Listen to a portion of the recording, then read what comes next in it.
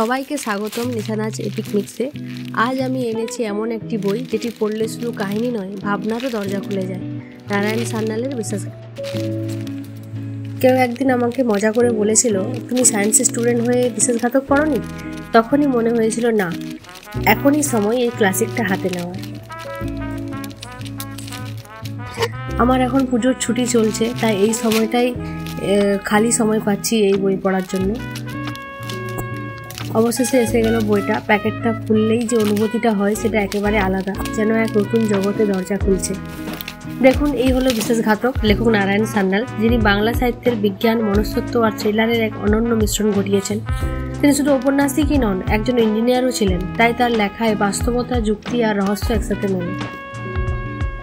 এই বইটা প্রথম প্রকাশিত হয়েছিল 60-এর দশকের শেষের দিকে। বিশ্বাসঘাতক মূলত একটা সাসপেন্স থ্রিলার, যেখানে প্রেম, বিশ্বাস, প্রতারণা আর দেশপ্রেম সবকিছু একসাথে মিশে গেছে। গল্পের পটভূমিতে আছে বিজ্ঞান ও রাজনীতির জটিল খেলা, একজন বিজ্ঞানী, তার আবিষ্কার আর সেই আবিষ্কারকে ঘিরে ঘটে যাওয়া বিশ্বাসঘাতকতা। শেষ পর্যন্ত কে আসল বিশ্বাসঘাতক সেটা জানার আগ্রহ আপনাকে একদম শেষ পৃষ্ঠা পর্যন্ত বেঁধে রাখবে। পাতাগুলো একদম ক্লাসিক এডিশনের মতো, ঘ্রাণেই যেন পুরোনো দিনের বাংলা বইয়ের ছোঁয়া। ছাপা সুন্দর আর লেখার ভঙ্গি এত প্রাণোজ্জ্বল যে পড়তে পড়তে মনে হবে আপনি সিনেমা দেখছেন। আমার মতো যারা সায়েন্স ব্যাকগ্রাউন্ড থেকে আসছি তাদের জন্য এই বই একটা ভিন্ন অভিজ্ঞতা, কারণ এখানে বিজ্ঞান শুধু তথ্য নয়, এটা গল্পের নাড়িভুড়ির অংশ। নারায়ণ সান্যাল দেখিয়েছেন জ্ঞানের ক্ষেত্র যাই হোক না কেন, মানুষ আর তার বিশ্বাসঘাতকতা সেটাই আসল রহস্য।